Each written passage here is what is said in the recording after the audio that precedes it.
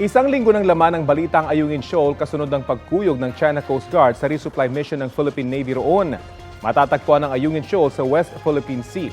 140 nautical miles ang layo mula sa Palawan at mahigit 660 nautical miles ang layo mula sa Hainan, China. Tinawag din itong Second Thomas Shoal at Reina Zhao para sa mga Chino.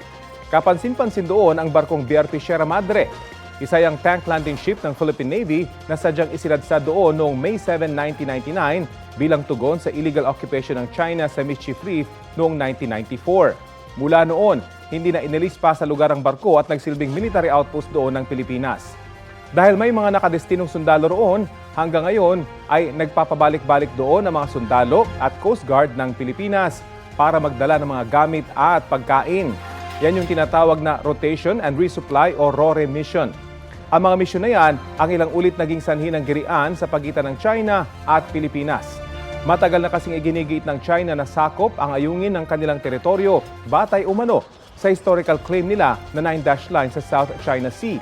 Yan ay sa kabila ng desisyon ng Permanent Court of Arbitration noong 2016 na walang legal na basihan ang 9-dash line. Batay rin sa ruling ng PCA, isang low tide elevation ng Ayungin Shoal. Sakop ito ng exclusive economic zone at continental shelf ng Pilipinas. Walang legal na basihan para ituring itong teritoryo ng China, pero hindi ito tinatanggap ng China. Bukod sa pag-angkin sa lugar, gustong ipatanggal ng China ang BRP Sierra Madre sa Ayungin Shoal.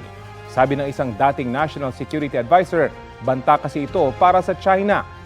Hinahadlangan daw ng presensya ng ating militar ang pagtatayo roon ng sariling military station ng China. Malapit din ang ayungin sa Reed Bank o Recto Bank na pinaniniwalaang mayaman sa langis at natural gas. Git pa ng China, nangako noon ng Pilipinas na tatanggalin nito ang BRP Sierra Madre sa Ayungin Shoal. Itinanggi ng gobyerno ng Pilipinas na may ganoong usapan. Sa kabila ng mga agresibong kilos ng China sa West Philippine Sea, partikular sa Ayungin Shoal, naninindigan ng Pilipinas na sumusunod ito sa international law at na magpapatuloy ang pagpapadala ng pagkain at tubig sa mga sundalong Pinoy na nakadestino sa BRP Sierra Madre. Kapuso, alamin ang maiinit na balita. Bisitahin at mag-subscribe sa GMA Integrated News sa YouTube.